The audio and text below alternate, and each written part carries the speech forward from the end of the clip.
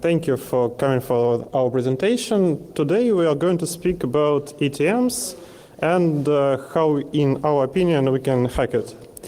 Who we are? We are members of SCADA Strangelove team and Positive Hack Days team. We are authors of multiple articles and research, for example, XML out-of-band external entities. White hats? Seriously, white hats. The future presentation is not about us.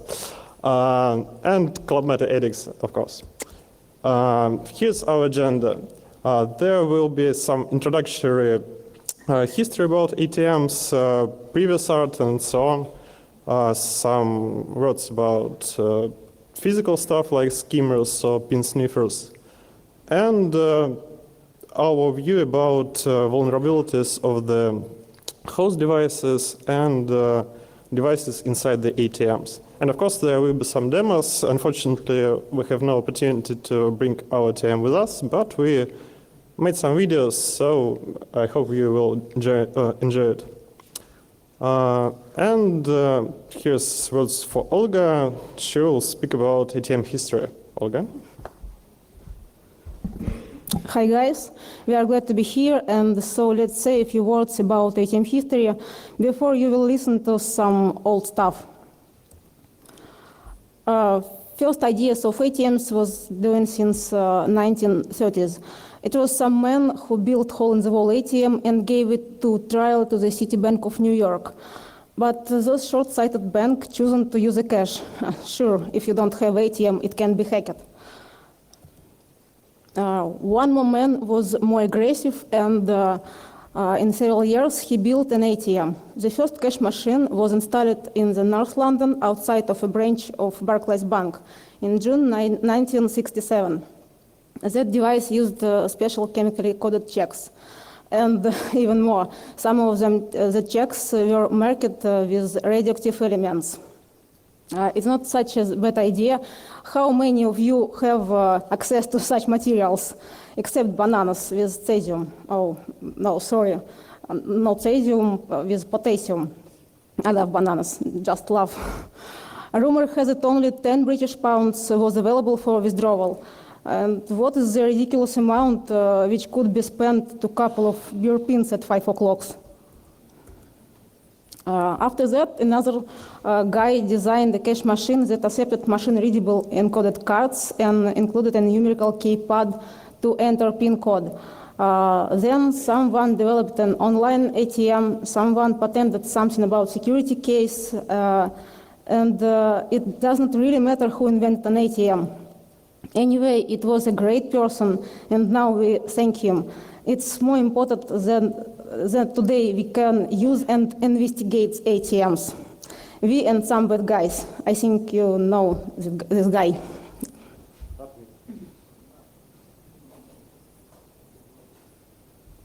Sorry.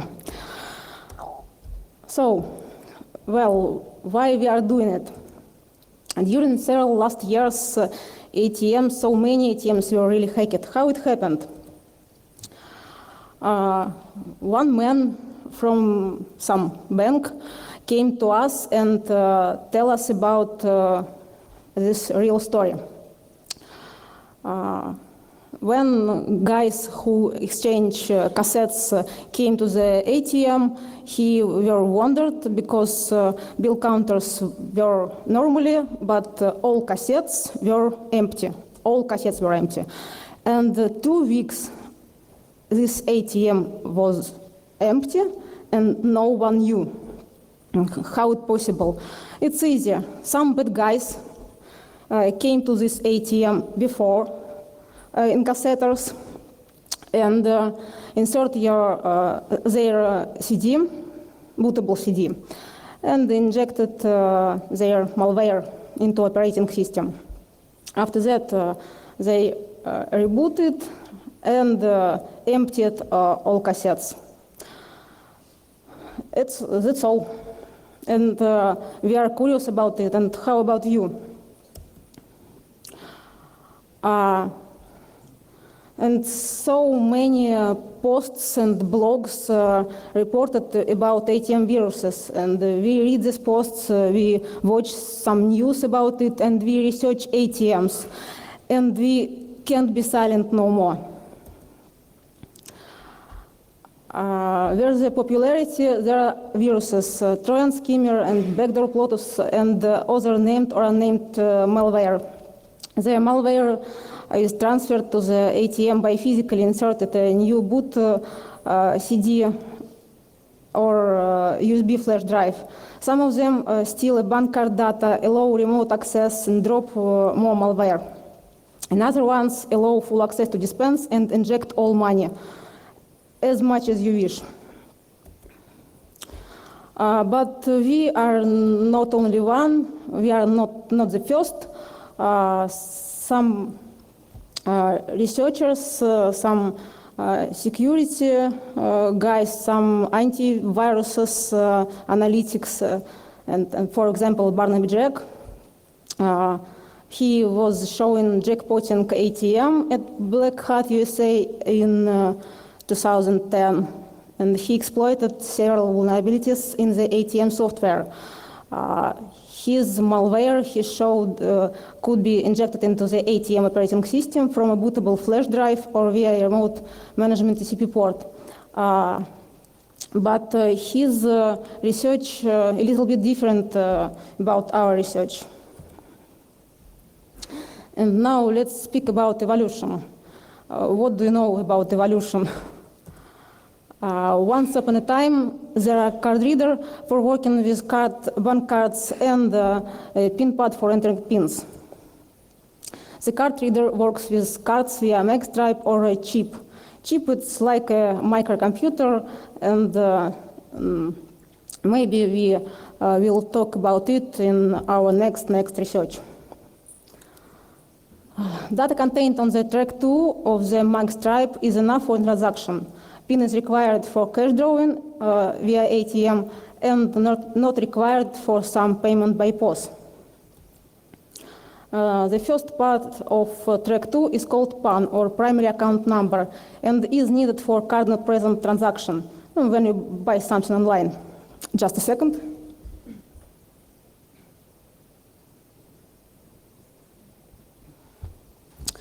And enough story.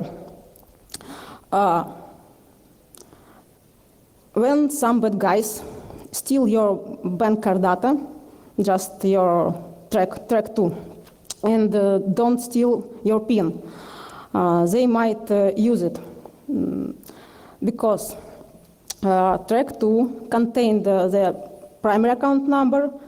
It's digits which contained on the top of bank card, and track 2 also contained expired date.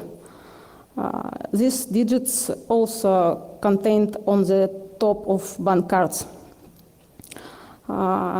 Sometimes you might enter some security codes which contained on the back on the bank card, but some of bad online store don't use this code. And you might enter the cardholder name, but it's not checked. You might enter blah, blah, blah, and it's okay. So if bad guys steal your bank card data, they might buy something online instead you. So, of course, fraudsters make and use some special devices for stealing track 2 and PIN. ATM card skimming is a method used by criminals to capture data from the magstripe of a bank card. Fraud device for capturing track 2 data is called skimmer. To gain full access to your bank account on an ATM, they still need your PIN. PIN might be captured via a fake PIN pad or a hidden camera. And of course, they might be captured by shoulder surfing or mirrors. Sometimes you use ATM in some hipster market with mirrors around. And if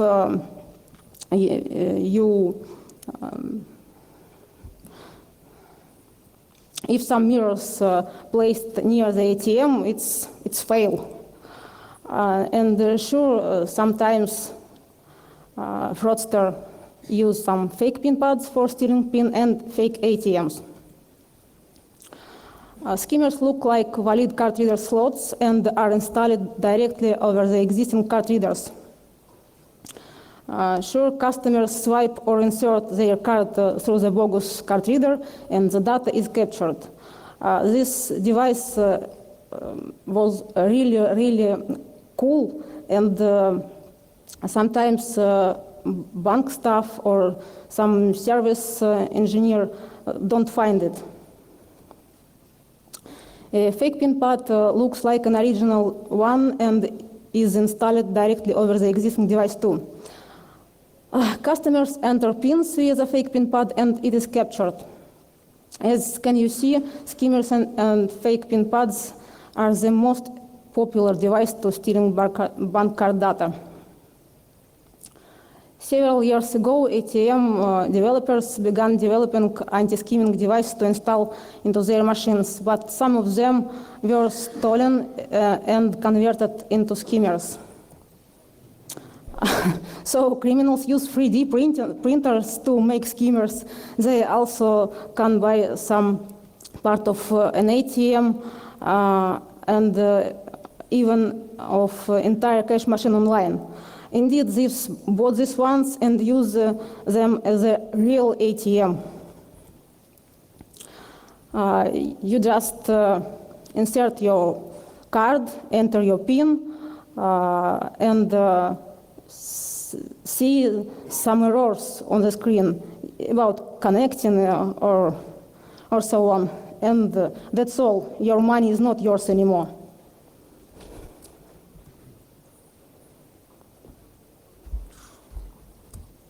Okay, this was a history, and that was the risks that banks already have faced or they're going to face.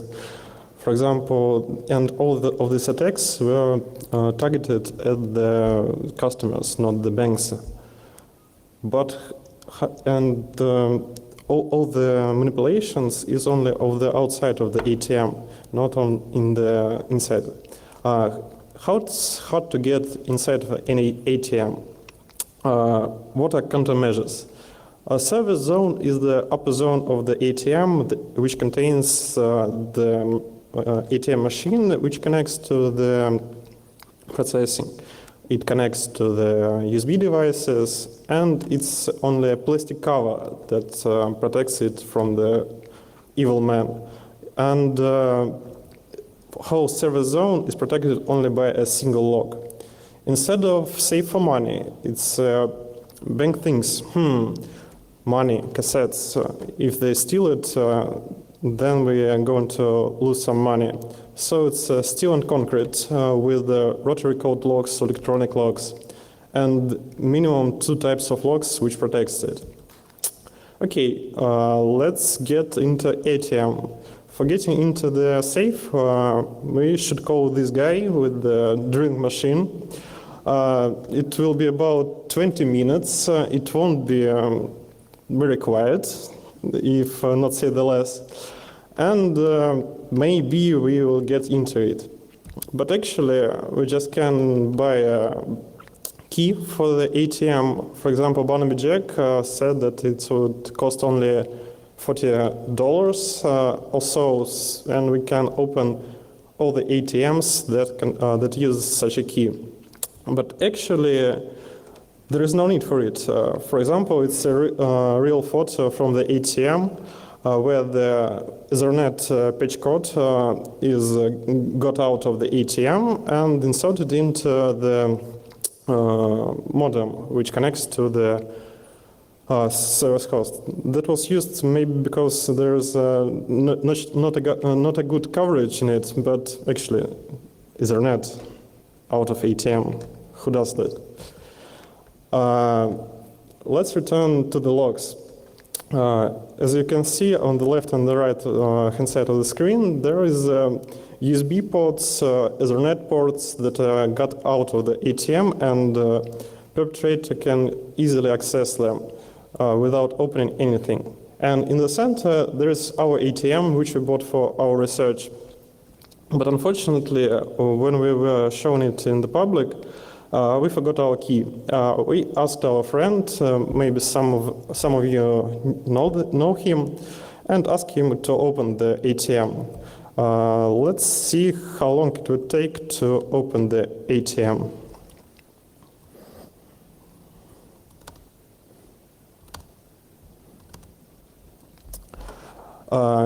He sees this key. Oh, sorry.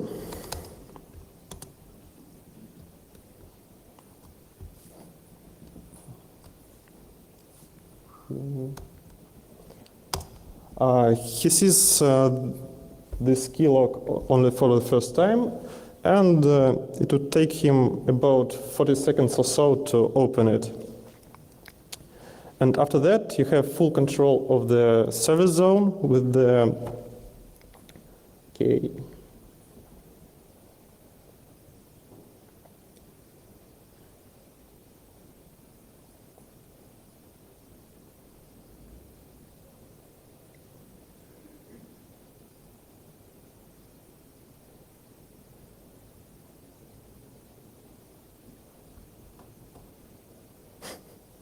Not so easy.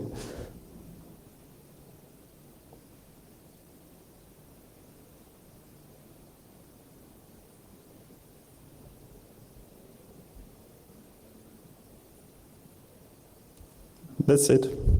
40 seconds. The normal time that police would come to the ATM is about 3 minutes. So you can do whatever you want.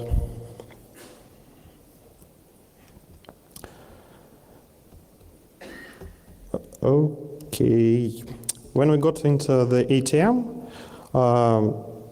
then we should be prepared for anything to use inside the ATM. What was our intent in our research?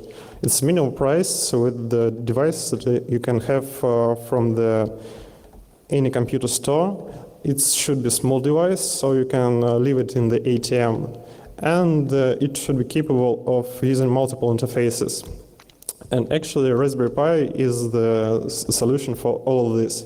Many of you maybe have it at home, and it's virtually useless, as I suppose. You can do some do-it-yourself things, but it's not very good computer, actually. We have USB to COM converters that sold in bunches for €2 maybe. We have phase dancer if we will face, for example, USB devices, thanks to Trace Goodspeed for such a good thing. And we have a Wi-Fi dongle to remotely access our Raspberry Pi when we leave it in the ATM. And of course the battery, because we don't want to use the ATM, which can restart many times in our research. And what about software? Actually, it will be only Python device, or only Python software. It will be P-serial for serial port, P-heat for USB devices, and P-USB for general devices. And as for phase dancer, it will be TTV framework. It's man-in-the-middle USB software. We use two phase dancers, that one facing the ATM, another facing the original device, and we can manipulate all the information that will be passing through it. Here is what we have done in the screenshots. On the left, we have Raspberry Pi, which is connected to USB to COM converter. We can leave it in the ATM. We have any device which connects to it via Wi-Fi, and we dispense money from it. How we're doing it? Actually, many of the articles, research say these magic words about XFS. It's a standard interface between host application, and the service providers, which are exactly connected to the real devices. There are plenty of functions, for example, dispensing money, entering PIN code, getting data from the card, and so on. What we can do if we are going from the application software to the XFS. For example, we have PIN keypad device. It has two modes, open mode and secure mode. Open mode is used when you're entering sum of money you're going to dispense, or entering phone number if you're going to pay for a phone. And secure mode is used for making the PIN block for making actual transaction. XFS doesn't introduce export of the keys from the PIN pad, but as you can understand, interface is not the place where we should seek for such functions. Actually, we are going to look into firmware. There is identification card device which can read-write data, insert, eject cards, or retain them. And there's an easy hack when you're controlling the IDC. You enter your card into ATM, but it retains it, and you can't access it anymore. Then the attacker returns and takes it from the small box in the ATM that is not protected. It's only protected with the service zone key. And of course, there is MV reader, which accesses chip on the card and making, for example, offline transactions or making digital signatures of data and so on. And of course, there is a cash dispenser device, or CDM. Here's mentioning that it's cash withdrawal without authorization. The whole protocol is based on the fact that it's a trusted environment. Any software, any piece of software can access it and issue a command to any device in it which is connected. There is a cassette and cache control. For example, it's looking for information about current money in the cassettes, or blocks the cassettes in the safe. The first problem with the safe is, of course, the door with the steel and concrete. But the second is, without software authorization, you can't just pull out the cassettes. You should issue a special command. And unfortunately, we haven't seen it, but in XFS, there is defined such a function as opening safe door. It's made for electronic locks. You issue a command, and the safe is opened. Why did they do that? What about authentication for such purposes? How hard to get specification of XFS? And what about exclusive access? Actually, none of it. There is no such a thing as authentication. You load the library with XFS, you issue a command, that's it. Specification is freely available. In the tweet a couple of weeks ago, there was a mention about XFS specification for one major vendor, which were found on some Chinese site. Actually, if you Google well enough, if you're Google master, you can download it even without registration from the official site. It's not easy because it's hidden inside of many documents, but actually possible. And about exclusive access, software can't block the device from controlling it from the other software. It's only used for original transactions, like in different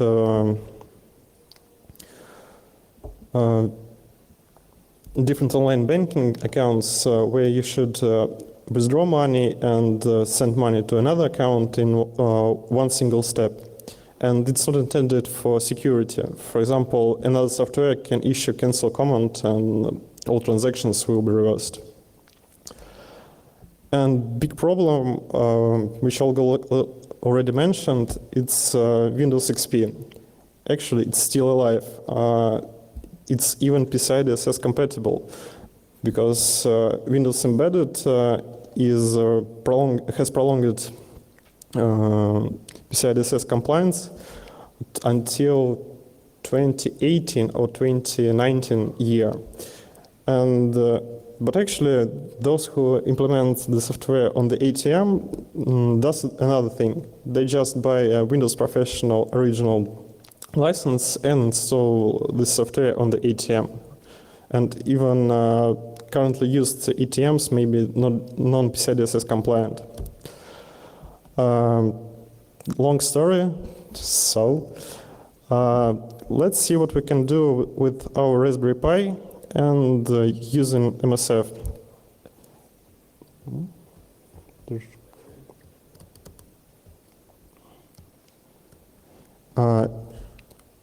For now, we have a key for our ATM. We're accessing the service zone and attaching our Raspberry Pi into the Ethernet port of the ATM.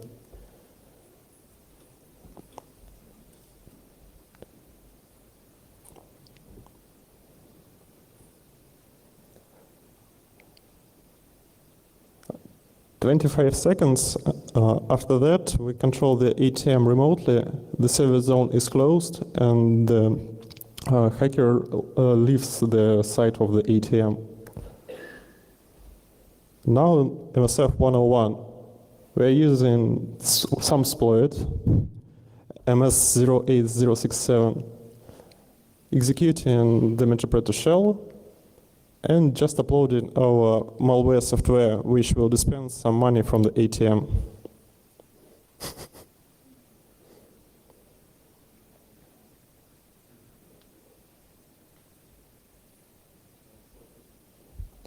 There's a window with the Python code, and as you can see on the bottom of the slide, we are taking our money. Easy.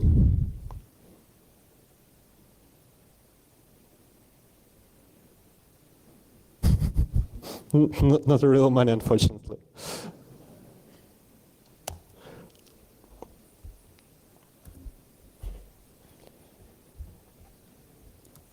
Okay. But that was about host device and the host software. Oh.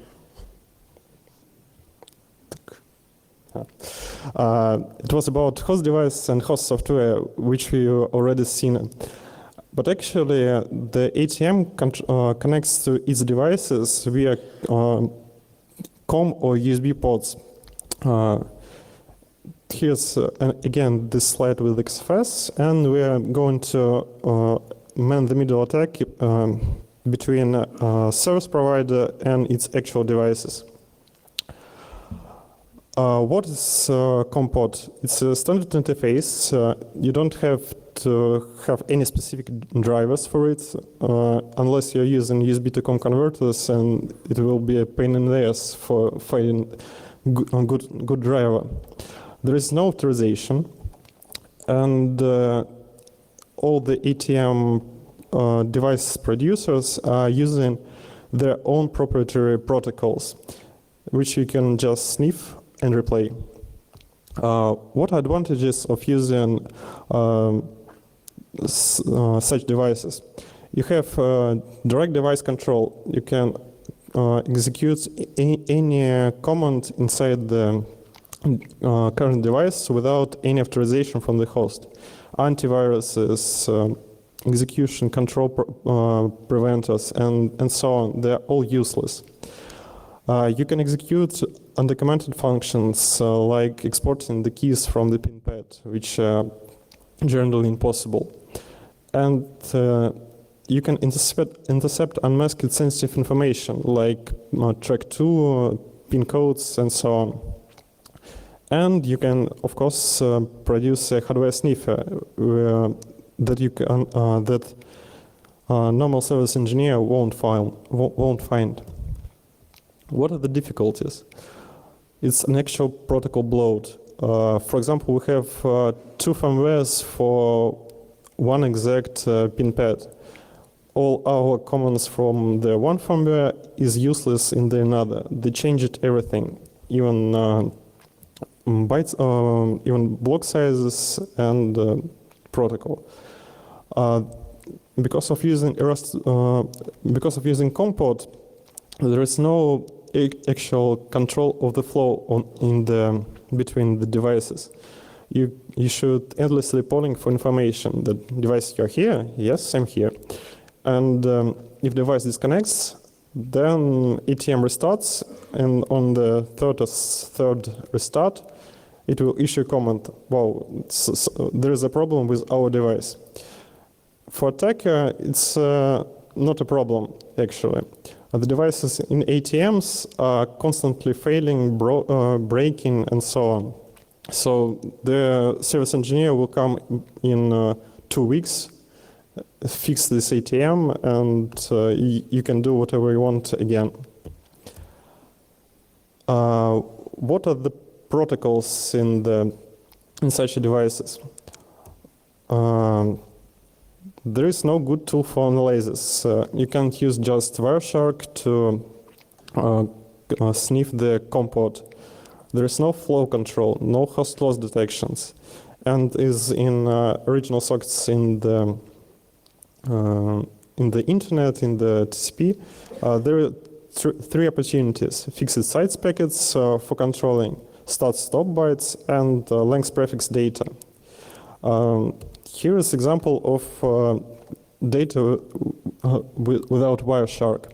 It's a blob of data. We can't control what is sent, what is received, and so on. Maybe we weren't thorough enough and didn't found our best tool, but it's what we're doing. Typical data on the ATM is very easy. For example, this is a packet from the host device to USB device. 0230 and 1003 is the start-stop sentinels. All data inside of that information is considered payload. First 2 bytes is the operation code and the following data which is used. For example, on this slide, you can see the whole command that will dispense when banknote from the first cassettes of the ATM. And you can issue only it without any polling or any data. And of course, there is a CRC because RS-232 is not reliable protocol. What is the device flow of the card reader? We issue a request to insert the card. When the card is inserted, USB device issues acknowledge to the host.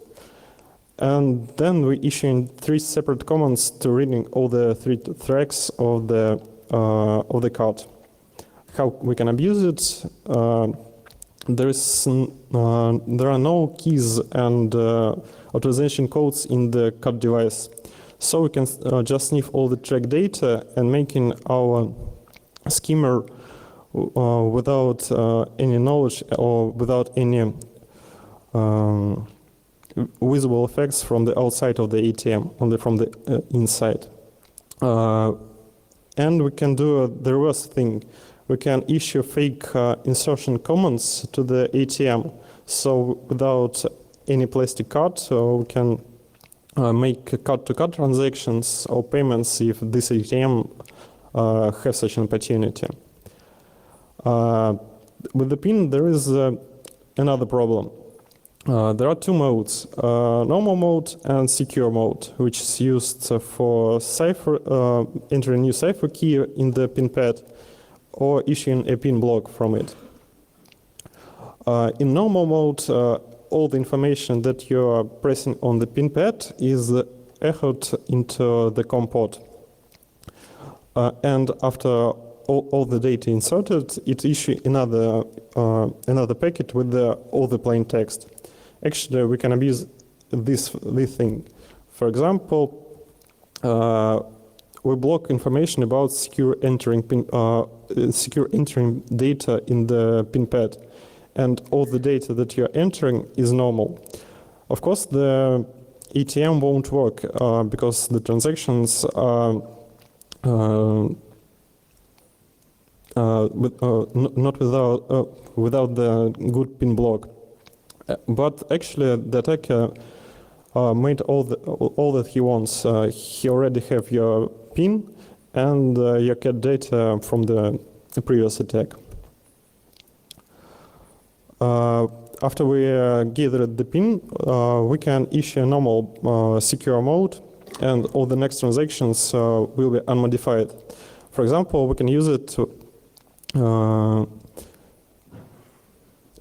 for the user of this ATM, there will be, oh, I wrongly entered first PIN code, and then it's all okay. I don't want to call the bank about wrong PIN code.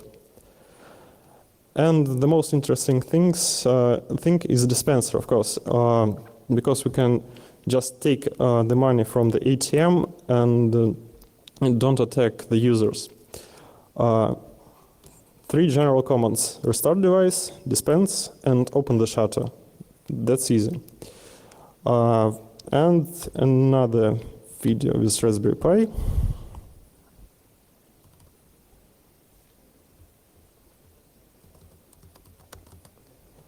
For now, we're connecting our Raspberry Pi not to the Ethernet port of the ATM, but to the USB port of the devices.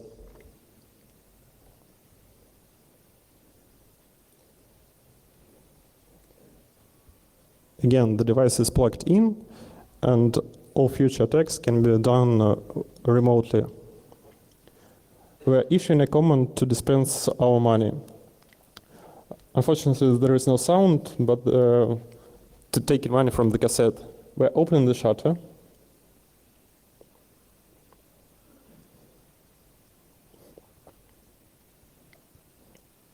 And presenting money for us.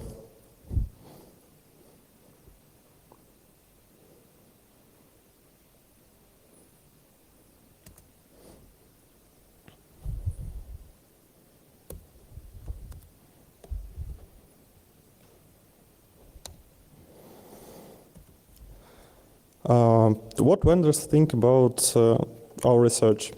They say, hey, we are not using COM ports, we are using USB. But actually, in many cases, there is only a USB to COM device. And even if you have an original USB device, there is such thing as USB hid devices, which are exactly the same packets going in clear text on the code. And I already mentioned the hardware which can use to be which you can use for attacking USB.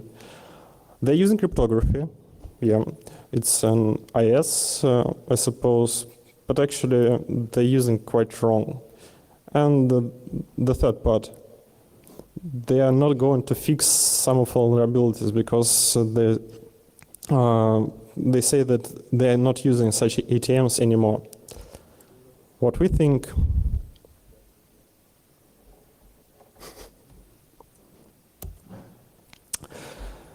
and how exactly to live with all of this. Actually, conclusions from our research. Service zone is important. There is host, there is all the devices, there is no money, but you can use some piece of hardware.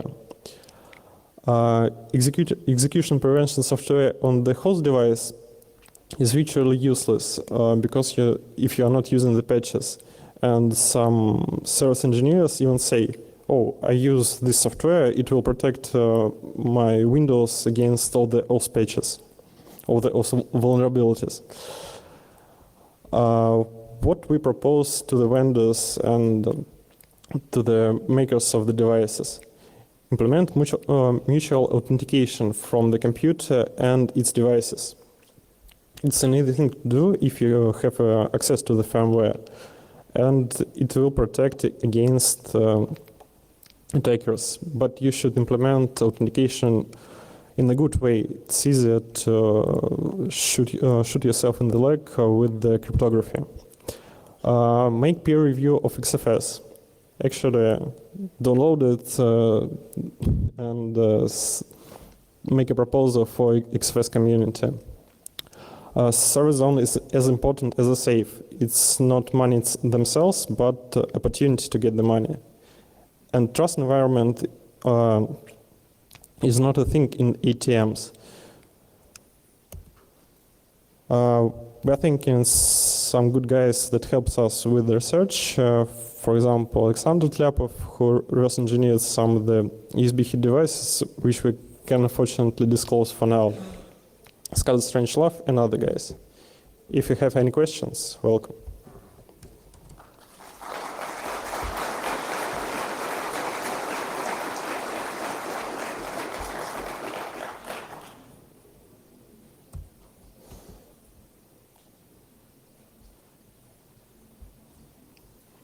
No questions?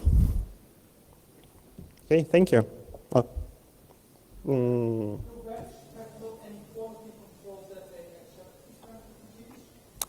Repeat, please. Do the banks have quality control that they accept these poorly designed machines? Yes, they have quality control, but actually it's the same people who, the same firms that creates the software, and some attacks are considered virtual and can't be used in the field, they say.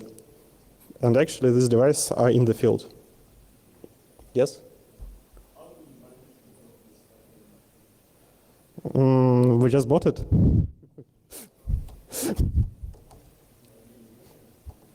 Actually, on eBay or on special sites, you can buy any part of the ATM.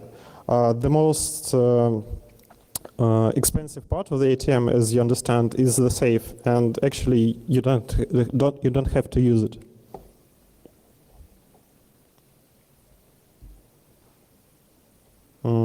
Thank you again. That's it.